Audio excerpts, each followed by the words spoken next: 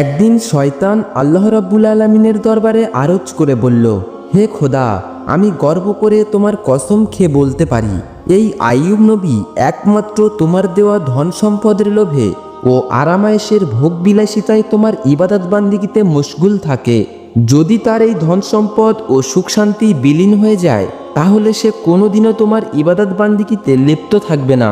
হে খোদা, তুমি আইয়ুব নবীর উপর হস্তক্ষেপ করার ক্ষমতা দাও, আমি একটু দেখি তোমার আইয়ুব কতটা তোমার ভালোবাসে। শয়তানের এই আরজি শুনে আল্লাহ রাব্বুল আলামিন শয়তানকে জানিয়ে দিলেন, তোমাকে নবীর উপর হস্তক্ষেপ করার ক্ষমতা প্রদান করা হলো। তোমার যেভাবে ইচ্ছা তুমি সেভাবেই নবীকে পরীক্ষা করে দেখতে পারো। শয়তান আল্লাহর প্রদত্ত ক্ষমতা পেয়ে একজন প্রতীক সেজে হজরত আইয়ুব আলাইহিস সালামের নিকট গমন করলেন। আইয়ুব আলাইহিস সালামের নিকট গিয়ে নিজ দরিদ্রতা প্রকাশ করে শয়তান বলল, হুজুর, আমাকে কয়েকদিন আপনার বাসায় থাকার অনুমতি প্রদান করুন। হজরত আইয়ুব আলাইহিস সালাম লোকটির সম্পর্কে সন্দেহ পোষণ করলেন, কারণ তার শরীর থেকে এক প্রকার তীব্র গন্ধ বের হচ্ছিল। তখন হজরত আইয়ুব আলাইহিস সালাম তার সেই আবেদন নাকচ করে দিয়ে বলল, আমি তোমাকে কিছু টাকা পয়সা দিচ্ছি, তুমি অন্যত্র গিয়ে থাকার ব্যবস্থা করো। শয়তান হজরত আইয়ুব আলাইহিস সালামের এই ব্যবহারে খুবই ক্ষিপ্ত হলো, তাই সে মলিন মুখে ফেরত চলে গেল। এরপরে সে চিন্তা করতে লাগলো কিভাবে নবীর ক্ষতি করা যায়। অনেক চিন্তা ভাবনা করে সে স্থির করলো যে নবীর ফল বাগানে আগুন ধরিয়ে দেবে। যেই ভাবনা সেই কাজ। একদিন সে নবীর ফল বাগানে গিয়ে আগুন ধরিয়ে দিল। শয়তানের লাগানো আগুনে অনেকগুলো ফল বাগান নষ্ট হয়ে গেল। ফলবাগানের কর্মচারীরা দৌড়ে গিয়ে নবীর কাছে এই খবর পৌঁছে দিল। তাদের কাছ থেকে এই সংবাদ শুনে হজরত আইয়ুব আলাইহিস সালাম বললেন, আলহামদুলিল্লাহ, আল্লাহর সম্পদ আল্লাহ নিয়ে গেছেন, এতে আমার বিচলিত হওয়ার তো কিছুই নেই। শয়তান যখন দেখল হজরত আইয়ুব আলাইহিস সালামের ফল বাগান ধ্বংস করে দেওয়ার পরেও তিনি বিন্দুমাত্র বিচলিত হলেন না, তখন তার মনে আগুন ধরে গেল। অতঃপর সে আবারও চিন্তা করতে লাগলো কিভাবে নবীর ক্ষতি করা যায়। পরের দিন শয়তান নবীর আস্তাবলে গিয়ে আগুন ধরিয়ে দিল। সেখানে আগুন এক ঝড়ের আকারে সমস্ত মাঠ ধূলিসাৎ করে দিয়ে গেল, যাতে করে সমস্ত পশু মারা গেল এবং কিছু সংখ্যক রাখালও সেই আগুনে মৃত্যুবরণ করল। অন্যান্য রাখালগুলি এই খবর হজরত আইয়ুব আলাইহিস সালামের নিকট পৌঁছে দিল। খবর শুনে হজরত আইয়ুব আলাইহিস সালাম নামাজের নিয়তে দাঁড়িয়ে গেলেন এবং তিনি বলতে লাগলেন, আল্লাহর সম্পদ আল্লাহ তাআলা নিয়ে গেছেন, এতে আমার বিচলিত হওয়ার তো কিছুই নেই। শয়তান যখন দেখল এত কিছুর পরেও নবী সামান্যতম বিচলিত হচ্ছেন না, তখন তার মনে আরও আগুন জ্বলে উঠল। এরপরে সে চিন্তা করতে লাগলো কিভাবে নবীর আরও বড় ক্ষতি করা যায়। হজরত আইয়ুব আলাইহিস সালামের 12 জন সন্তান ছিল। তারা মক্তবে পড়াশোনা করত। মক্তবে পড়ালেখা করার জন্য প্রতিদিনের মতো একদিন সকালে হজরত আইয়ুব আলাইহিস সালামের 12 জন সন্তান ওস্তাদের কাছে মক্তবে পড়াশোনা করতে গেল। এমন সময় ওস্তাদ কোনো এক কাজে সেই মক্তব থেকে বের হলো, আর শয়তান এই সুযোগে সেই মক্তবের ছাদ ধসিয়ে দিল। এতে করে হজরত আইয়ুব আলাইহিস সালামের 12 জন সন্তান মৃত্যুর মুখে পতিত হলো। মক্তবের ওস্তাদ কাঁপতে কাঁপতে গিয়ে হজরত আইয়ুব আলাইহিস সালামকে জানালেন, হে আল্লাহর নবী, আমি কোনো এক কাজে মক্তবের বাহিরে গিয়েছিলাম, এরই মধ্যে ইমারতের ছাদ ধসে পড়ে আপনার 12 জন সন্তান মৃত্যুর মুখে পতিত হয়েছে। ওস্তাদের মুখে এই কথা শুনে হজরত আইয়ুব আলাইহিস সালাম বললেন, সুবহানাল্লাহ, আলহামদুলিল্লাহ, আল্লাহ হলেন সর্বশক্তিমান, আল্লাহর সম্পদ আল্লাহ নিয়ে গেছেন, এতে আমার বিচলিত হওয়ার তো কিছুই নেই। শয়তান যখন দেখল সন্তানের মৃত্যুতে হজরত আইয়ুব আলাইহিস সালামের ইমানে মোটেও কমতি আসলো না, তখন সে হিংসায় জ্বলে পুড়ে ছারখার হয়ে যেতে লাগলো এবং সে আরও বড় ক্ষতি করার জন্য চিন্তা ভাবনা করতে লাগলো। এদিকে হজরত আইয়ুব আলাইহিস সালামের দুশমনেরা নবীর এই পরীক্ষা দেখে খুবই খুশি হলো। নবীর কর্মচারী ও চাকর বাকররা নবীর এই করুণ অবস্থা দেখে যে যেদিকে পারল চলে গেল। নবীর বাড়িঘর, বাগান, আস্তাবল সবকিছু শূন্য হয়ে পড়ে রইল। এই সুযোগে শত্রুরা এসে সবকিছু লুট করতে আরম্ভ করলো। বিধ্বস্ত বাড়ির সকল মালামাল তারা নিয়ে চলে গেল। বাগানের বাকি সকল ফল ও ফসল নিয়ে তাদের মধ্যে কাড়াকাড়ি আরম্ভ হলো। এক কথায় হজরত আইয়ুব আলাইহিস সালামের আরামায়েশ সন্তান সন্ততি সমুদয় ধন সম্পদ কিছুদিনের মধ্যেই শেষ হয়ে গেল। হজরত আইয়ুব আলাইহিসসালামের 4 জন স্ত্রী ছিল। তাদের মধ্যে 3 জন নবীর সঙ্গে ঝগড়া এবং তর্ক বিতর্ক করে বিদায় হয়ে গেল। বাকি রইল একমাত্র হজরত রহিমা আলাইহিসসালাম। সবসময় তিনি নবীর সাথে সাথে থাকতেন। দেশের মানুষ নবীর নবুয়তির দাবির প্রতি তুচ্ছতাচ্ছিল্য ও উপহাস আরম্ভ করে দিল। কেউ কেউ বলতে লাগলো, আইয়ুব যদি আল্লাহর নবী হতো তাহলে তার উপর এই রকম গজব কেন নাজিল হলো? আসলে সে নবী নয়, মিথ্য নবুয়তের দাবির কারণে আল্লাহ তাআলার গজব তার উপরে নাজিল হয়েছে। এদিকে নবীর ভক্তদের মধ্যে ভাঙন দেখা দিল। এই অবস্থা দেখে শয়তান তেমন খুশি হতে পারল না, কারণ সবকিছু শেষ হয়ে যাওয়ার পরেও হজরত আইয়ুব আলাইহিসসালামের মধ্যে কোনো পরিবর্তন আসলো না। তিনি ইবাদতগারের মধ্যে থেকে পূর্বের ন্যায় একই রকমভাবে মনোযোগের সাথে ইবাদত করে যাচ্ছিলেন। তিনি যেন তার এই বিশাল সাম্রাজ্যের কোনো খবরই রাখেন না। কোনো রকম হতাশা বা আফসোসের চিহ্ন মাত্র তার মধ্যে দেখা যাচ্ছিল না। লোকজন যাতায়াতকালে বলতে লাগলো, হে আইয়ুব, তুমি নবুয়তের দাবি করে সমূল্যে ধ্বংস হয়ে গেলে। এর চাইতে নবুয়তের দাবি পরিত্যাগ করা তোমার জন্য মঙ্গলজনক ছিল। যেমন দেখো, আমরা নবীও না আর গজবে পতিত হইনি। এছাড়া লোকেরা নানা ধরনের তুচ্ছ তাচ্ছিল্যমূলক কথাবার্তা হজরত আইয়ুব আলাইহিসসালামকে লক্ষ্য করে বলতে লাগলো। হজরত আইয়ুব আলাইহিসসালাম এই সমস্ত কথার প্রতি আদৌ ভ্রুক্ষেপ করলেন না। তিনি পূর্বে যতটুকু সময় মানুষের সঙ্গে মেলামেশা করে কাটাতেন তাও সম্পূর্ণরূপে বন্ধ করে দিলেন। এই সব দৃশ্য দেখে শয়তান আর বসে থাকতে পারল না। সে চিন্তা করতে লাগলো কিভাবে নবীর আরো গুরুতর ক্ষতি করা যায়। চিন্তা করতে করতে সে একটি ষড়যন্ত্র আঁটল। ষড়যন্ত্র মাফিক সে নবীর সাক্ষাৎ প্রাপ্তি হয়ে তার নিকট গিয়ে পৌঁছালো এবং নবীর কাছে গিয়ে বলল, হুজুর, আমি আপনার একজন ভক্ত, আপনার কাছে আমার কিছু আরজি ছিল। এই বলে সে নবীর কাছে কথা বলার ভান করে গেল এবং তার মুখটি নবীর কানের কাছে নিয়ে গিয়ে 2 কানে 2টি ফুঁক দিয়ে সেখান থেকে বিদায় হয়ে গেল। পরের দিন নবীর শরীরে ফুসকার মতো এক প্রকার ফোঁড়া উঠে ভরে গেল। তিনি খুব অসুস্থ হয়ে পড়লেন। ইবাদত বান্দিগিতে কিছুটা বিঘ্ন সৃষ্টি হলো। স্ত্রী রহিমা তার সেবা যত্ন করে যাচ্ছিলেন। আস্তে আস্তে ফোঁড়াগুলো বড় ক্ষতের সৃষ্টি করলো।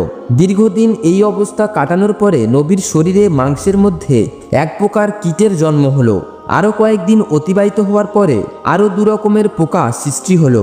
এই পোকাগুলো নবীর শরীরের মাংস ও রক্ত খেতে আরম্ভ করলো। অন্যদিকে নবীর স্ত্রীর জমা করা টাকা পয়সা সবকিছু শেষ হয়ে গেল। তাদের দারুণভাবে খাদ্যের অভাব দেখা দিল। শুধুমাত্র পানি পান করে নবী ও তার স্ত্রী রহিমা কয়েকদিন অতিবাহিত করলেন।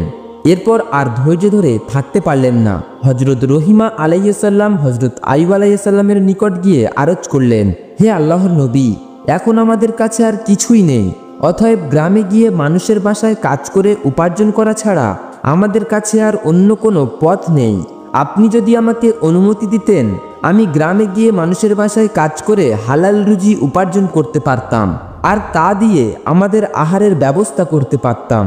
হজরত আইয়ুব আলাইহিসসালাম স্ত্রীর মুখে এই সকল কথা শুনে অনেকক্ষণ কান্নাকাটি করলেন।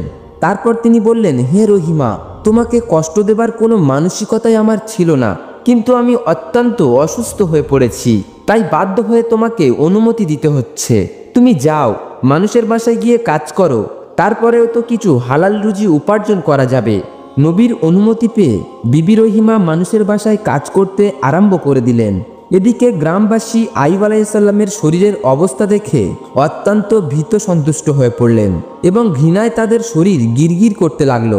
এছাড়া মাংস পোছার গন্ধে মানুষ অতিষ্ঠ হয়ে পড়ল।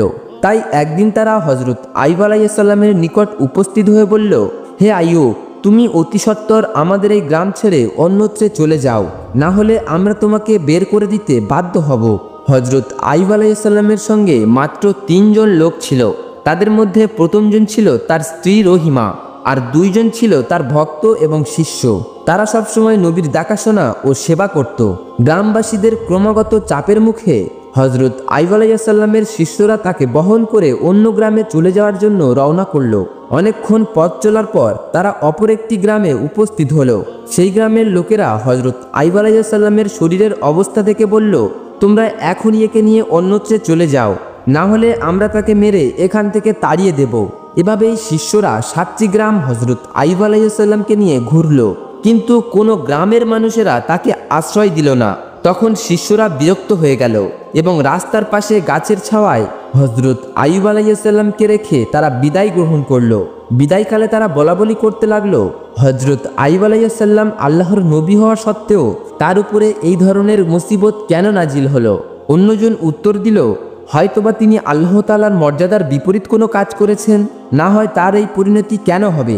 আর একজন তার কথায় একমত হয়ে বলল, নবী যখন আল্লাহর মনোনীত কার্যকলাপ থেকে বিচ্যুত হয়েছে তখন আর তার পিছনে থেকে আমাদের কোনো লাভ নেই, চলো আমরা এখান থেকে চলে যাই। দুজনে এই ব্যাপারে একমত হলো এবং হজরত আইয়ুব আলাইহিসসালামকে গাছের নিচে রেখে তারা বিদায় গ্রহণ করলো। হজরত রহিমা আলাইহিসসালাম হজরত আইয়ুব আলাইহিসসালামকে ছেড়ে যাবার পাত্রী নন, তাই তিনি সর্বদা নবীর খেদমতে ব্যস্ত থাকতেন। দিনের কিছু সময় মানুষের বাসায় গিয়ে কাজ করে যা সামান্য উপার্জন করতেন তা দ্বারা স্বামীর জন্য ঔষধ ও খাবারের ব্যবস্থা করতেন। এইভাবে দীর্ঘদিন অতিবাহিত হয়ে গেল। হজরত আইয়ুব আলাইহিসসালামের শরীরে কত কীট মরে যায়, আবারও নতুনভাবে কত কীটের জন্ম হয়। এইভাবে দিন দিন কীটের সংখ্যা বাড়তে থাকে। তার শরীরের সামান্য মাংসহাড্ডি ছাড়া আর কিছুই অবশিষ্ট ছিল না। একদিন হজরত আইয়ুব আলাইহিসসালামের শরীর থেকে কয়েকটি কীট গড়িয়ে মাটিতে পড়ে যায়। তখন হজরত আইয়ুব আলাইহিসসালাম তার স্ত্রী রহিমাকে ডেকে বলল, হে রহিমা, মানুষ মাটির তৈরি, মানুষ মৃত্যুবরণ করার পরে তার শরীরের হাড় মাংস পুনরায় মাটিতে পরিণত হবে। এর মাঝখানে আল্লাহর কিছু পোকা যদি এই মাংস রক্ত খেয়ে কিছুটা তৃপ্তি লাভ করতে পারে, এতে আপত্তি কিসের? এতে অন্তত ওদের খাবার দানের পূর্ণতা পাওয়া যাবে। অতএব যেই কীটগুলো গড়িয়ে মাটিতে পড়ে গেছে ওইগুলো উঠিয়ে পুনরায় আমার শরীরের সঙ্গে লাগিয়ে দাও। হজরত রহিমা আলাইহিসসালাম স্বামীর আদেশ অনুসারে গড়িয়ে পড়া কীটগুলোকে পুনরায় উঠিয়ে তার শরীরের সঙ্গে লাগিয়ে দিলেন। একদিন হজরত রহিমা আলাইহিসসালাম গ্রামে গিয়ে কোনো কাজ পেলেন না। তখন তিনি খুবই দুশ্চিন্তাগ্রস্ত হয়ে পড়লেন। কাজের জন্য তিনি হন্য হয়ে সারা গ্রামে ছুটে বেড়াতে লাগলেন, কিন্তু কোথাও কোনো কাজ পেলেন না। অবশেষে তিনি একজন মহিলার কাছে গিয়ে বললেন, আপনি আমাকে আজকের জন্য কিছু অর্থ ধার দিন, আমি আগামীকাল সেই অর্থ আপনাকে পরিশোধ করে দেব। আমার স্বামী অত্যন্ত রোগে আক্রান্ত, আমি আজকের কোনো কাজের ব্যবস্থা করতে পারিনি। আপনি যদি আমাকে কিছু অর্থ ধার দিতেন তাহলে সেই অর্থ দ্বারা আমি আমার স্বামীর জন্য ঔষধ ও খাবার নিয়ে যেতে পারতাম, না হলে আজকের আমার স্বামীকে না খেয়ে থাকতে হবে। আপনি আমার প্রতি একটু দয়া করুন। মহিলা হজরত রহিমা আলাইহিসসালামের কথা শুনে বলল, আমি কাউকে টাকা ধার দিই না। জীবনে অনেক মানুষকে টাকা ধার দিয়েছি, কিন্তু তারা কেউ আজ পর্যন্ত আমার টাকা ফেরত দেয়নি।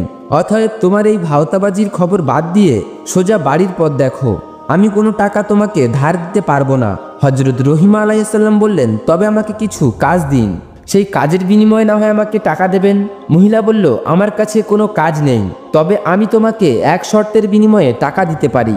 তোমার মাথার চুলগুলো আমার খুব পছন্দ হয়েছে, তুমি যদি তোমার মাথার চুলগুলো আমাকে কেটে দিয়ে দাও তাহলে আমি সেই চুলগুলোর বিনিময়ে তোমাকে কিছু টাকা দিতে পারি।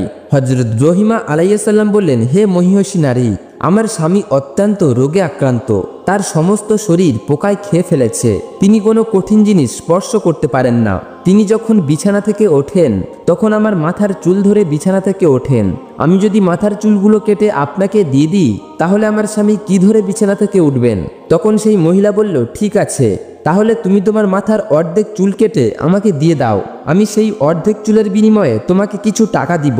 হজরত রহিমা আলাইহিসসালাম চতুর্দিকে নিরুপায় হয়ে শেষ পর্যন্ত মহিলার প্রস্তাবে রাজি হয়ে গেলেন এবং তার মাথার অর্ধেক চুল কেটে তাকে দিয়ে দিলেন এবং তার বিনিময়ে কিছু অর্থ গ্রহণ করে সেই অর্থ দ্বারা স্বামীর জন্য কিছু আহার ও ঔষধ ক্রয় করে বাড়ির পথে রওনা করলেন। শয়তান যখন দেখল হজরত রহিমা আলাইহিসসালাম তার মাথার অর্ধেক চুল কেটে ফেলেছেন, শয়তান এটিকে হজরত আইয়ুব ও বিবি রহিমার মাঝে ভুল বোঝাবুঝির জন্য একটি মোক্ষম সুযোগ হিসাবে গ্রহণ করলেন। এরপরে সে একজন দরবেশের বেশে হজরত আইয়ুব আলাইহিসসালামের কাছে এসে বলল, হুজুর, আপনি একজন আল্লাহর নবী, অথচ আপনার স্ত্রীর চরিত্র অত্যন্ত জঘন্য। সে বিভিন্ন জায়গায় চুরি করে এবং চুরির মাধ্যমে অন্যায়ভাবে অর্থ উপার্জন করে, যার ফলে আজকের এই ঘটনা মানুষ হাতে নাতে তাকে ধরে ফেলেছে এবং তার মাথার অর্ধেক চুল কেটে ফেলেছে। সে বাড়িতে ফিরে আসলে আপনি এর সত্যতা দেখতে পারবেন। আমরা নবী হিসেবে আপনাকে অত্যন্ত শ্রদ্ধা করি, তাই আগে থেকেই আপনাকে এই ঘটনা জানিয়ে গেলাম। এই বলে শয়তান বিদায় হয়ে গেল। হজরত আইয়ুব আলাইহিসসালাম শয়তানের এই কথা বিশ্বাস করলেন এবং অত্যন্ত ক্রোধান্বিত হয়ে একাকী বললেন, আমার স্ত্রী এমন স্তরে গিয়ে পৌঁছেছে আমি কল্পনাও করতে পারিনি। আমি আর তার উপার্জিত অর্থ খাবো না। সে আমাকে এ যাবৎ অসৎ পথের উপার্জন খাইয়েছে। আমি আল্লাহর কাছে অত্যন্ত অনুতপ্ত। এবং বললেন, হে মাবুদ, তুমি আমাকে ক্ষমা করে দাও। আমি যদি সুস্থ হয়ে উঠি তাহলে অবশ্যই তাকে 100 বেদের আঘাত করব। পুনরায় আমি আল্লাহর কসম খেয়ে বলছি, আমি সুস্থ হওয়ার পরেই অবশ্যই তাকে 100 বেদের আঘাত করব। সেই দিন সন্ধ্যাবেলা হজরত আইয়ুব আলাইহিসসালাম তার স্ত্রীর খবর শুনে অত্যন্ত ভোরাক্রান্ত হয়ে রইলেন।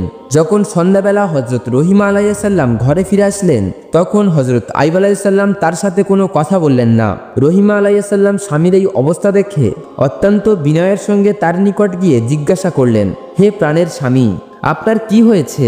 কেন আপনি আমার সঙ্গে কথা বলছেন না? কিন্তু হজরত আইয়ুব আলাইহিসসালাম তার কথার কোনো উত্তর দিলেন না। এরপর হজরত রহিমা আলাইহিসসালাম তার কাছে খাবার ও ঔষধ পরিবেশন করলেন, কিন্তু হজরত আইয়ুব আলাইহিসসালাম তাও প্রত্যাখ্যান করলেন। রহিমা আলাইহিসসালাম আইয়ুব আলাইহিসসালামের পা জড়িয়ে ধরে বললেন, হে আমার প্রাণের স্বামী, দয়া করে আপনি আমাকে বলুন, আপনি কেন আমার প্রতি মনক্ষুণ্ণ হয়েছেন? তখন হজরত আইয়ুব আলাইহিসসালাম বললেন, তোমার চরিত্র এত নিচে নামতে পারে আমি কল্পনাও করতে পারিনি। তুমি চুরি করে এতদিন আমাকে খাবার খাইয়েছ, অসৎ পথের উপার্জন করে খাইয়েছ, আমি এটাও কল্পনা করতে পারিনি। আমি না জেনে তোমার উপার্জন খেয়েছি। আজ এক দরবেশ এসে তোমার ব্যাপারে আমাকে জানিয়ে গেল। সে বলল, তুমি চুরির কারণে হাতে নাতে ধরা পড়েছ, আর তার কারণে মানুষ তোমাকে মাথার অর্ধেক চুল কেটে দিয়েছে। হজরত রহিমা আলাইহিসসালাম স্বামীর মুখে এমন কথা শুনে যেন আসমান থেকে মাটিতে পতিত হলো এবং তার দুচোখ দিয়ে ঝরঝর করে অশ্রু গড়িয়ে পড়তে লাগলো। তখন তিনি 2 হাত তুলে আল্লাহর দরবারে ফরিয়াদ করে বলতে লাগলেন, হে আল্লাহ, তুমি সবকিছুই জানো। আমি কি উদ্দেশ্যে কি করেছি কিছুই তোমার অগোচরে নয়। এমন অবস্থায় আমার স্বামীকে কে বা কারা মিথ্যা অভিযোগ শুনিয়ে আমার ব্যাপারে বিভ্রান্ত করে তুলল, আমি কিছুই জানি না। হে আল্লাহ, তুমি আমার স্বামীকে সঠিক ঘটনা অবগত করো। হে করুণাময়, আমি এই জন্য মানুষের কাছে ধারণা দিতে যাব না। আপনি আমার একমাত্র ভরসা, তুমি আমার সর্বশ্রেষ্ঠ বিচারক, অতএব এর বিচার তুমি করো। যে জালিম আমার স্বামীর মনে আমার ব্যাপারে কুধারণার সৃষ্টি করে গিয়েছে তার তুমি সঠিক বিচার করো। হজরত রহিমা আলাইহিসসালামের এই ফরিয়াদ শুনে আল্লাহর আরশ কেঁপে উঠল। তখন আল্লাহ রাব্বুল আলামিন হজরত জিবরাইল আলাইহিসসালামকে হজরত আইয়ুব আলাইহিসসালামের নিকট পাঠিয়ে দিলেন। হজরত জিবরাইল আলাইহিসসালাম হজরত আইয়ুব আলাইহিসসালামের নিকট গিয়ে বললেন, হে আল্লাহর নবী, আপনার স্ত্রী অত্যন্ত সৎ ও নেককার। শয়তান দরবেশের শুরুতে এসে আপনাকে বিভ্রান্ত করে আপনার স্ত্রীর ব্যাপারে কুৎসা বর্ণনা করে গিয়েছে। প্রকৃতপক্ষে আপনার স্ত্রীর কোনো দোষ নেই। অতএব আপনি আপনার স্ত্রীর পরিবেশিত খাদ্য গ্রহণ করুন এবং আপনি তার প্রতি রাজি ও খুশি হয়ে যান। হজরত জিবরাইল আলাইহিসসালামের বক্তব্য শুনে হজরত আইয়ুব আলাইহিসসালাম রহিমাকে ডেকে বললেন, হে রহিমা, আমাকে ক্ষমা করে দাও। শয়তান তোমার ব্যাপারে আমাকে মিথ্যা সংবাদ শুনিয়ে বিভ্রান্ত করেছিল। আর তুমি আমার প্রতি মনক্ষুণ্ণ হবে না, কারণ আমি না বুঝেই এই সকল কথা তোমাকে বলেছিলাম। আর কখনোই তোমার প্রতি আমি রাগ করব না। হজরত রহিমা আলাইহিসসালাম স্বামীর মুখে এই ধরনের কথা শুনে অত্যন্ত খুশি হয়ে গেলেন এবং তিনি পুনরায় পুণ্যোদ্যমে স্বামীর সেবা যত্ন করতে লাগলেন। বিবি রহিমা আলাইহিসসালাম প্রতিদিন নিয়মিত শ্রমের বিনিময়ে কিছু অর্থ উপার্জন করে জীবিকার ব্যবস্থা করতেন। শয়তান যখন নবী ও হজরত রহিমা আলাইহিসসালামের সম্পর্কের মধ্যে অভিযোগ করে কোনো সফলতা পেল না, তখন সে একজন বৃদ্ধ মানুষের সুরত ধরে একদিন হজরত রহিমা আলাইহিসসালামকে প্রতিমধ্যে জিজ্ঞাসা করল, হে মা, তোমাকে এমন দুরবস্থা দেখাচ্ছে কেন? হজরত রহিমা উত্তর দিল, আমার স্বামী খুবই অসুস্থ। তার শরীরে ঘা হয়ে গিয়েছে, তাতে পোকা জন্মে গিয়েছে, তার শরীরের রক্তমাংস পোকায় খেয়ে ফেলেছে, তাই আমি তাকে নিয়ে দিবারাত্রি খুবই চিন্তাগ্রস্ত থাকি। তখন সেই বৃদ্ধশ্রুতি শয়তান বলল, আমি এই ঘা ও ক্ষতের একটি অমুক ওষুধের কথা তোমাকে বলে দিতে পারি। যদি তোমার স্বামীকে না জেনে এটা ব্যবহার করতে পারো, তাহলে একদিনের মধ্যে এই রোগ থেকে সে মুক্তি লাভ করতে সক্ষম হবে। বিবি রহিমা বলল, হুজুর, দয়া করে আমাকে সেই ওষুধের নামটি বলে দিন, আমি এটা ব্যবহার করার চেষ্টা করব। তখন বৃদ্ধা বলল, এই ঔষধ সম্পর্কে যদি তোমার স্বামীকে পূর্বেই অবগত করে দাও, তাহলে সে এই ঔষধ ব্যবহার করতে অস্বীকার করতে পারে। অতএব তুমি যদি তাকে না জানিয়ে এটা ব্যবহার করতে পারো, তাহলে সে অবশ্যই আরোগ্য লাভ করবে। অতঃপর বৃদ্ধ বিবি রহিমাকে জিজ্ঞেস করল, মা, তোমার স্বামীর নাম কি? বিবি রহিমা বললেন, আমার স্বামীর নাম হজরত আইয়ুব। তিনি হলেন আল্লাহ তাআলার একজন নবী। প্রথম জীবনে তিনি খুবই সম্পদশালী ছিলেন। পরবর্তীতে আল্লাহ রাব্বুল আলামিন তাকে বিভিন্ন বালা মুসিবত দ্বারা পরীক্ষায় ফেলেছেন। শয়তানের সুরতধারী বৃদ্ধ রহিমার কথা শুনে বলল, তাকে যখন গ্রামের মানুষরা গ্রাম থেকে বের করে দিয়েছিল, তখন তাকে আমি একবার দেখেছিলাম। তার জন্য আমার কাছে উপযুক্ত ঔষধ আছে। বিবি রহিমা বলল, হুজুর দয়া করে তাহলে সেই ওষুধ আমাকে প্রদান করুন। বৃদ্ধ বলল, তুমি এখানে একটু অপেক্ষা করো, আমি ঔষধ এনে এখনই তোমাকে দিচ্ছি। এই বলে বৃদ্ধা চলে গেল। বিবি রহিমা সেখানেই বৃদ্ধার জন্য অপেক্ষা করতে লাগলেন। কিছুক্ষণ পরে বৃদ্ধ এক বোতল পানি জাতীয় ওষুধ ও এক প্রকার মাংস জাতীয় ঔষধ নিয়ে হাজির হলো। বৃদ্ধ রহিমার হাতে বোতল তুলে দিয়ে বলল, এই ঔষধ তার শরীরে লাগাবে এবং মাংস জাতীয় ঔষধ দিয়ে বলল, এটা ভুনা করে তাকে খেতে দেবে। দেখবে আগামী 2 দিনের মধ্যে তার শরীর অর্ধেক সুস্থ হয়ে যাবে। তারপরের দিনও এইভাবে লাগাবে। 2 দিনের মধ্যে তিনি আরোগ্য লাভ করবেন। হযরত আইয়ুব আলাইহিস সালাম হলেন আল্লাহর নবী, আমাদের প্রিয় পথ প্রদর্শক। তার প্রতি আমাদের প্রাণের গভীর আকর্ষণ রয়েছে। অতএব তার সামান্য উপকার করতে পারলে নিজেকে ধন্য মনে করব। আমি তার একজন কঠিন ভক্ত, কিন্তু শত্রুদের সতর্ক বিরোধিতার কারণে আমি তার কোনো খোঁজ খবর নিতে পারিনি। তবে আগামীতে আমি সরাসরি তার নিকট দেখা করব। এই ধরনের লম্বা বক্তব্য দিয়ে শয়তান বিবি রহিমার আস্থা অর্জন করে সেখান থেকে বিদায় গ্রহণ করল। বিবি রহিমা ঔষধ নিয়ে নবীর কাছে পৌঁছে প্রথমে তারা আহার সম্পূর্ণ করেন। এরপরে তিনি অনেক চিন্তাভাবনা করতে লাগলেন, কিন্তু শেষ পর্যন্ত নবীকে না জানিয়ে এই ঔষধ ব্যবহার করতে সাহস পেলেন না। তাই তিনি নবীর কাছে গিয়ে বললেন, হে আল্লাহর নবী, আজ এক বৃদ্ধ পথের মধ্যে আমাকে এক প্রকার ঔষধ দিয়েছে। তিনি বলেছেন, এই ঔষধ নিয়মিত 2 দিন ব্যবহার করলে আপনি পরিপূর্ণ আরোগ্য লাভ করবেন। হযরত আইয়ুব আলাইহিস সালাম বিবি রহিমের কথা শুনে বললেন, হে রহিমা, তুমি কি মনে করো আমার এই রোগ ঔষধের মাধ্যমে আরোগ্য লাভ করার রোগ? এটা আল্লাহ তাআলা আমাকে দিয়েছেন এবং তিনি এই রোগ সারিয়ে তুলবেন। কোনো ঔষধে এই রোগ কমবে না। হযরত রহিমা আলাইহিস সালাম স্বামীর কথা শুনে বললেন, যিনি এই ঔষধ দিয়েছেন তিনি একজন মুসলমান এবং তিনি আপনারও ভক্ত, তাই তার ওষুধের ব্যাপারে আমার কোনো সন্দেহ নেই। এখন আপনার মর্জির উপর নির্ভরশীল। হযরত আইয়ুব আলাইহিস সালাম বললেন, আপাতত তুমি ঔষধটা রেখে দাও। আল্লাহ তাআলার পক্ষ থেকে এই ব্যাপারে কোনো সংবাদ না পেলে আমি এই ঔষধ ব্যবহার করতে পারি না। হযরত রহিমা আলাইহিস সালাম নবীর আদেশ পেয়ে নবীর বিছানার একপাশে সেই ঔষধ রেখে দিল। পরের দিন সকালে হযরত আইয়ুব আলাইহিস সালাম বিবি রহিমাকে ডেকে বলল, হে রহিমা, আমি অসুস্থ হবার পর থেকে প্রতি রাতে 2 বার আল্লাহ রাব্বুল আলামিনের তাজাল্লি দর্শন করতাম এবং সেই তাজাল্লি দর্শন করে মনে অশেষ তৃপ্তি লাভ করতাম। কিন্তু আজকে রাত্রে আমি সেই তাজাল্লি প্রদর্শন করতে সক্ষম হইনি। কিন্তু এর কারণ কি তা আমি বুঝতে পারলাম না। রহিমা বললেন, হে প্রাণের স্বামী, আপনি হলেন আল্লাহর নবী, এর উপযুক্ত কারণ হয়তো আপনি ভালো জানেন। আমি একজন আল্লাহর বান্দি, আমি কি করে জানবো এর উপযুক্ত কারণ কি হতে পারে? এরপর হযরত আইয়ুব আলাইহিস সালাম খুবই দুশ্চিন্তাগ্রস্ত হয়ে পড়লেন। এইভাবে এক এক করে 3 দিন কেটে গেল। তিনি আল্লাহ রাব্বুল আলামিনের তাজাল্লি দর্শন করতে সক্ষম হলেন না। অবশেষে তিনি 2 হাত তুলে আল্লাহর দরবারে কেঁদে কেঁদে তাজাল্লি দর্শন লাভের জন্য ফরিয়াদ জানাতে লাগলেন, হে আল্লাহ রাব্বুল আলামিন, আমি জানি না কি ভুলের কারণে আপনার তাজাল্লি দর্শন লাভ করতে আমি সক্ষম হচ্ছি না। আমার যদি কোনো ভুল হয়ে থাকে তাহলে আমার ভুলগুলি মার্জনা করুন, আর দয়া করে আপনার তাজাল্লি দর্শন থেকে আমাকে বঞ্চিত করবেন না। হযরত আইয়ুব আলাইহিস সালামের এরূপ দোয়ার পরে হযরত জিবরাইল আলাইহিস সালাম এসে তাকে জানালেন, হে আল্লাহর নবী, আপনার বিছানার পাশে সারাবের বোতল ও শূকরের মাংস রাখা আছে। এই সকল হারাম জিনিস আপনার বিছানার পাশে রেখে আপনি কিভাবে আল্লাহ তাআলার তাজাল্লি দর্শনের আশা করতে পারেন? আপনি যদি পুনরায় আল্লাহর তাজাল্লি দর্শন করতে চান তাহলে অবশ্যই ওই জিনিসগুলোই এখনই বিছানার পাশ থেকে অপসারণ করুন। গভীর রজনীতে হযরত আইয়ুব আলাইহিস সালাম রহিমাকে ডেকে বললেন, হে রহিমা, আমার বিছানার পাশে কোথাও সারাব ও শূকরের মাংস রাখা আছে কি দেখো, অতি সত্বর সেগুলো অপসারণ করো। এই বস্তুগুলো এখানে থাকার কারণে আমি আল্লাহর তাজাল্লি দর্শন থেকে ব্যর্থ হচ্ছি। বিবি রহিমার নিদ্রা থেকে জাগ্রত হয়ে চতুর্দিকে ভালো করে খোঁজাখুঁজি করলেন, কিন্তু তিনি কোথাও সারাব ও শূকরের মাংস পেলেন না। তখন হযরত আইয়ুব আলাইহিস সালাম তাকে বললেন, তোমার আনা সেই ঔষধগুলি কোথায় রেখেছো? বিবি রহিমা বললেন, ওগুলি এখানে আপনার বিছানার পাশেই রেখেছি। নবী বললেন, সেগুলো এখান থেকে সরিয়ে ফেলো, আমার মনে হয় ওইগুলো সারাব ও শূকরের মাংস। নবীর আদেশ পেয়ে বিবি রহিমা তখন সেই ঔষধগুলোকে দূরে সরিয়ে দিলেন। তারপর হযরত আইয়ুব আলাইহিস সালাম আবারও ধ্যানমগ্ন হলেন। যখন রজনী শেষের দিকে আসলো তখন আইয়ুব আলাইহিস সালাম চিৎকার দিয়ে উঠে বললেন, হে রহিমা, এবার আমি আল্লাহর তাজাল্লি দর্শন করতে সক্ষম হয়েছি। আইয়ুব আলাইহিস সালাম ভেবে দেখলো, তাহলে কি ওই ঔষধগুলো সারাব ও শূকরের মাংস ছিল? ওগুলো আমার নিকট থাকার কারণে আমি আজ 3 দিন যাবৎ আল্লাহর তাজাল্লি দর্শন করতে ব্যর্থ হচ্ছি। এগুলো যে তোমাকে দিয়েছিল সে মানুষ নয়, মানুষ রূপের শয়তান। এই ঔষধগুলো দিয়ে তোমাকে এবং আমাকে বিভ্রান্ত করার চেষ্টা করেছিল, কিন্তু আল্লাহ রাব্বুল আলামিনের অশেষ মেহেরবানিতে আমরা শয়তানের ধোঁকা থেকে রক্ষা পেতে সক্ষম হয়েছি।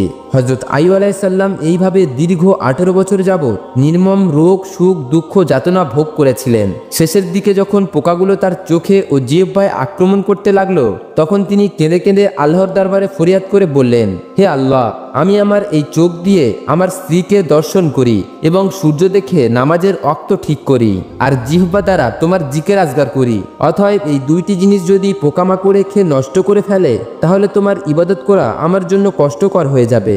এই দোয়ার পরিপ্রেক্ষিতে আল্লাহ তাআলা নবীকে জানিয়ে দিলেন, আমি অচিরেই আপনাকে রোগমুক্ত করব এবং আপনার স্ত্রীকে পুরস্কৃত করব। কোনো একদিন ভোরের বেলা রহিমা কাজের জন্য বের হয়ে গেলেন। রহিমা কাজে বের হয়ে যাওয়ার পরে হযরত জিবরাইল আলাইহিস সালাম এসে হযরত আইয়ুব আলাইহিস সালামকে বললেন, হে আল্লাহর নবী, আপনি আপনার পদযুগল দিয়ে মাটির উপরে আঘাত করুন। আপনার আঘাতের ফলে একটি নহর সৃষ্টি হবে। আপনি সেই নহরের পানি দিয়ে গোসল করুন এবং পেট ভরে সেই পানি পান করুন। অল্পক্ষণের মধ্যেই আপনি সুস্থ হয়ে উঠবেন। হযরত আইয়ুব আলাইহিস সালাম হযরত জিবরাইল আলাইহিস সালামের পরামর্শ অনুসারে পা দ্বারা মাটিতে আঘাত করলেন। তখন সেখান থেকে একটি পানির ফোয়ারা সৃষ্টি হলো এবং সেই ফোয়ারার পানি উত্থালিত হয়ে আইয়ুব আলাইহিস সালামের শরীরে পতিত হলো। আল্লাহর মেহেরবানিতে হযরত আইয়ুব আলাইহিস সালামের শরীরে সেই ফোয়ারার পানি লাগার সঙ্গে সঙ্গে তার শরীরের ক্ষতস্থানগুলি ভালো হয়ে যেতে লাগলো এবং সেখানে নতুন চামড়া গজাতে লাগলো। অতঃপর নবী সেই ফোয়ারার পানিতে ভালো করে গোসল করলেন। সমস্ত শরীরে নতুন চামড়া গজালো এবং তার ক্ষতগুলো এমনভাবে নিশ্চিহ্ন হয়ে গেল যেন তার শরীরে কোনোদিনও কোনো ক্ষত এবং রোগের চিহ্ন ছিল না। ফোয়ারার পানিতে গোসল করার পরে তার শরীর পূর্বের চাইতে আরো উজ্জ্বল ও সুন্দর হয়ে উঠল। মুখমণ্ডল চন্দ্রের ন্যায় জ্বলজ্বল করতে লাগলো। তিনি গোসল সমাধান করে পেট ভরে সেই ফোয়ারার পানি পান করলেন। এতে তার ক্ষুধা ও তৃষ্ণা সম্পূর্ণরূপে দূর হয়ে গেল। এমন সময় তিনি দেখলেন একজন ফেরেশতা দূর থেকে থলে ভর্তি কাপড় চোপড় নিয়ে তার দিকে আসছেন। তার কাছে হাজির হয়ে বললেন, হে আল্লাহর নবী, এগুলো আপনার জন্য জান্নাত থেকে নিয়ে আসা হয়েছে, এগুলি আপনি পরিধান করুন। এরপর ফেরেশতা সেই জামা কাপড়গুলো দিয়ে সেখান থেকে চলে গেল। হযরত আইয়ুব আলাইহিস সালাম পুটলা খুলে দেখতে পেলেন সেখানে জান্নাতি কাপড় রয়েছে। অতঃপর তিনি জান্নাতি কাপড় পরিধান করে সুন্দর ও সুশীল অধিকারী হলেন। তার মনে অশেষ তৃপ্তি এলো। তিনি দীর্ঘ 18 বছর রোগে ভোগার পরে আজকের পরিপূর্ণভাবে আরোগ্য লাভ করলেন এবং হাঁটতে চলতে সক্ষম হলেন। তিনি আল্লাহর দরবারে শুকরিয়া আদায় করতে করতে কিছু দূর গিয়ে বনের এক প্রান্তে বসে রইলেন। এমন সময় বিবি রহিমা কষ্টে উপার্জিত কিছু টাকা পয়সা দিয়ে খাবার ও ঔষধ ক্রয় করে স্বামীর নিকট ফিরে আসলেন। তিনি তার স্বামীর নিকট ফিরে এসে দেখলেন তার স্বামী তার বিছানায় নেই। হযরত রহিমা আলাইহিস সালাম এই দৃশ্য দেখে হতভম্ব হয়ে পড়লেন। অতঃপর তিনি সেখানে বসে চিৎকার করে কাঁদতে আরম্ভ করলেন এবং বিনয়ের সাথে আল্লাহ রাব্বুল আলামিনের দরবারে প্রার্থনা করে বললেন, হে আল্লাহ, আমি জানি না আমার স্বামীকে কে বা কারা নিয়ে গেছে। তাকে কি কোনো বাঘে খেয়ে ফেলেছে নাকি অন্য কোনো জীবজন্তু গায়েব করে দিয়েছে, আমি কিছুই জানি না। হে মাবুদ, তোমার কাছে আমার ফরিয়াদ জানাচ্ছি, তুমি আমার স্বামীকে আমার কাছে ফেরত দাও। হে আল্লাহ, আপনি দয়ার সাগর, আপনি পারেন না এমন কোনো কাজ নেই। এইভাবে অনেকক্ষণ যাবৎ হযরত রহিমা আলাইহিস সালাম আল্লাহ রাব্বুল আলামিনের দরবারে ফরিয়াদ করার পরে উঠে দাঁড়ালেন এবং তিনি এদিকে সেদিকে ছোটাছুটি করে হযরত আইয়ুব আলাইহিস সালামকে খুঁজতে লাগলেন। তিনি দেখতে লাগলেন কোথাও হযরত আইয়ুব আলাইহিস সালামের কোনো চিহ্ন খুঁজে পাওয়া যায় কিনা। তিনি অনেকক্ষণ ছোটাছুটি করার পর তিনি হযরত আইয়ুব আলাইহিস সালামের কোনো চিহ্ন খুঁজে পেলেন না। এরপর তিনি দেখতে পেলেন দূরে এক ব্যক্তি সুন্দর পোশাক পরিচ্ছদ করে বসে আছেন। তিনি সেই ব্যক্তির নিকট গিয়ে জিজ্ঞাসা করলেন, জনাব, এখানে গাছের নিচে একজন রোগী ছিল, আপনি কি তার কোনো খবর জানেন? হযরত আইয়ুব আলাইহিস সালাম এতক্ষণ দূরে থেকে হযরত রহিমা আলাইহিস সালামের এই অবস্থা পর্যবেক্ষণ করছিলেন। তৎক্ষণাৎ তিনি হযরত রহিমা আলাইহিস সালামের কাছে তার পরিচয় প্রকাশ করলেন না। তিনি হযরত রহিমা আলাইহিস সালামকে বললেন, রোগী তোমার কে হয়? হযরত রহিমা আলাইহিস সালাম বললেন, তিনি আমার প্রাণের স্বামী ছিলেন, তিনি আল্লাহর একজন নবী ছিলেন, তার নাম হযরত আইয়ুব আলাইহিস সালাম। তিনি দীর্ঘ 18 বছর যাবৎ রোগাগ্রস্ত অবস্থায় এইখানে ছিলেন, একমাত্র আমি তার দেখাশোনা করতাম। কিন্তু আজকের কাজের পরে ফিরে এসে আমি আমার স্বামীকে দেখতে পাচ্ছি না। আমি জানি না আমার স্বামী এখন কোথায় আছে, তাকে কি কোনো বাঘে খেয়ে ফেলেছে নাকি অন্য কোনো প্রাণী নিয়ে গেছে। আপনি যদি তার কোনো খোঁজ বা সংবাদ জেনে থাকেন দয়া করে একটু আমাকে জানান। হযরত আইয়ুব আলাইহিসসালাম তখন রহিমা আলাইহিসসালামকে জিজ্ঞেস করলেন, আপনি যদি আপনার স্বামীর চেহারা দেখেন তাহলে আপনি কি আপনার স্বামীকে চিনতে পারবেন? হযরত রহিমা আলাইহিসসালাম উত্তর দিলেন, কি বলেন জনাব, যে স্বামীকে দীর্ঘ 18 বছর যাবৎ আমি খেদমত করলাম তার চেহারা দেখলে আমি তাকে চিনতে পারবো না? এরপরে হযরত আইয়ুব আলাইহিসসালাম তার চেহারার কাপড় সরিয়ে ফেললেন এবং বললেন, দেখুন তো এই ব্যক্তিকে আপনি চিনতে পারেন কিনা? বিবি রহিমা আলাইহিসসালাম যখন হযরত আইয়ুব আলাইহিসসালামের নুরানি চেহারার দিকে দৃষ্টিপাত করলেন তখন তিনি হাউমাউ করে কেঁদে উঠলেন এবং তাকে জড়িয়ে ধরে বললেন, হে আল্লাহর নবী, আল্লাহ রব্বুল আলামিন আপনাকে এইভাবে সুস্থ করে তুলবেন আমি কল্পনাও করতে পারিনি। আমি তো আপনার চিন্তায় অস্থির হয়ে পড়েছিলাম। আল্লাহর দরবারে লাখো কোটি শুকরিয়া যে তিনি আপনাকে সুস্থ করে দিয়েছেন এবং পুনরায় আমার কাছে ফিরিয়ে দিয়েছেন। এভাবে স্বামী স্ত্রী অনেকক্ষণ যাবৎ কান্না করতে লাগলেন এবং আল্লাহ রাব্বুল আলামিনের দরবারে দুজনে অশেষ কৃতজ্ঞতা যাপন করলেন। হযরত আইয়ুব আলাইহিসসালাম তখন বিবি রহিমাকে বললেন কিভাবে তিনি সুস্থ হলেন এবং কিভাবে হযরত জিবরাইল আলাইহিসসালাম তাকে সুস্থ করার জন্য নহর সৃষ্টি করলেন আর হযরত আইয়ুব আলাইহিসসালাম তার স্ত্রীকে সেই নহরে গোসল করার জন্য অনুরোধ করলেন। স্বামীর কথা মতো হযরত রহিমা আলাইহিসসালাম ওই নহরে গোসল করলেন। সেই নহরে গোসল করার সাথে সাথেই হযরত রহিমা আলাইহিসসালামের চেহারা চাঁদের ন্যায় জ্বলজ্বল করতে লাগলো। 18 বছরের যুবতীর ন্যায় শরীরের রূপ লাবণ্য ফিরে আসলো। এরপরে হযরত আইয়ুব আলাইহিসসালাম তার স্ত্রীকে নিয়ে বাড়ির দিকে ফিরে আসার জন্য পথ অতিক্রম করতে লাগলেন। তারা তাদের বাড়িতে এসে দেখলেন তাদের দালান কোঠা সব পূর্বের মতো অক্ষয় অবস্থায় রয়েছে। অতঃপর তারা ভিতরে প্রবেশ করে দেখল তাদের ছেলেমেয়েরা সেখানে বসে খেলা করছে। পিতামাতাকে দেখে তারা সকলেই তাদেরকে জড়িয়ে ধরল এবং তারা জিজ্ঞেস করলো, আপনারা কয়েকদিন যাবৎ কোথায় গিয়েছিলেন? হযরত আইয়ুব আলাইহিসসালাম বললেন, আমরা আল্লাহর দাওয়াতে গিয়েছিলাম। তখন ছেলেমেয়েরা হাউমাউ করে কেঁদে উঠল এবং তাদেরকে বলল, কেন আপনারা আমাদেরকে একা রেখে দাওয়াতে গিয়েছিলেন? উত্তরে হযরত আইয়ুব আলাইহিসসালাম বললেন, তা আমি তোমাদেরকে পরে বলবো। ওদিকে মাঠ থেকে পুনরায় খাদেমগণ এসে বলল, হে আল্লাহর নবী, আপনার পশু পাখি বাগবাগিচা যা যা ধ্বংস হয়ে গিয়েছিল আজকের তা আবার পুনরায় আমরা আগের অবস্থায় ফিরে পেয়েছি। এগুলো কিভাবে সব আগের অবস্থায় ফিরে এসেছে আমরা কিছুই জানি না। কিছুক্ষণ পরে কয়েকজন খাদেম এসে বলল, হুজুর, আপনার ধন দৌলত আসবাবপত্র মানুষ যা যা লুট করে নিয়ে গিয়েছিল তা সম্পূর্ণরূপে আমরা ফিরে পেয়েছি। সমস্ত মালামাল আমাদের এই প্রাসাদের একটি কক্ষে রক্ষিত আছে। হযরত আইয়ুব আলাইহিসসালাম সকল খবর শুনে পুনরায় আল্লাহ রাব্বুল আলামিনের ইবাদতে মশগুল হয়ে পড়লেন। হযরত জিবরাইল আলাইহিসসালাম এসে নবীকে বললেন, হে আল্লাহর নবী, আপনি রোগাগ্রস্ত অবস্থায় রহিমার চুল কাটার ঘটনা শুনে ক্রোধান্বিত হয়ে কসম খেয়েছিলেন যে তাকে 100 বেদের আঘাত করবেন। সেক্ষেত্রে আপনি যে ঘটনার জন্য কসম খেয়েছিলেন তা মিথ্যা বলে পরিণত হয়েছে বটে, কিন্তু আপনার সত্যের কসম বাতিল হয়নি। অতএব আপনি 100 গমের শীর্ষ একত্রিত করে বিবি রহিমার গায়ে মৃদু স্পর্শ করুন, তাতে আপনার কসমের স্বার্থ পূরণ হয়ে যাবে এবং হযরত রহিমা আলাইহিসসালামের কোনো কষ্ট হবে না। জিবরাইল আলাইহিসসালামের পরামর্শ অনুসারে তখন হযরত আইয়ুব আলাইহিসসালাম 100 গমের শীর্ষ একত্রিত করে বিবি রহিমার শরীরে একবার মৃদু আঘাত করলেন। এতে নবীর কসম পূর্ণ হয়ে গেল এবং বিবি রহিমারও কোনো কষ্ট হলো না। প্রিয় দর্শক শ্রোতা, শয়তান হযরত আইয়ুব আলাইহিসসালামকে অসংখ্যবার চ্যালেঞ্জ করেছিল, কিন্তু হযরত আইয়ুব আলাইহিসসালামকে তিনি কোনোভাবেই বিভ্রান্ত ও পথভ্রষ্ট করতে পারেননি।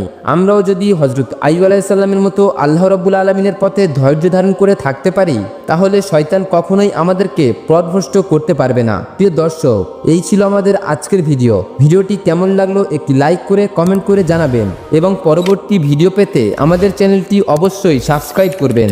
আপনারা সকলেই ভালো থাকবেন, সুস্থ থাকবেন। আল্লাহ হাফেজ।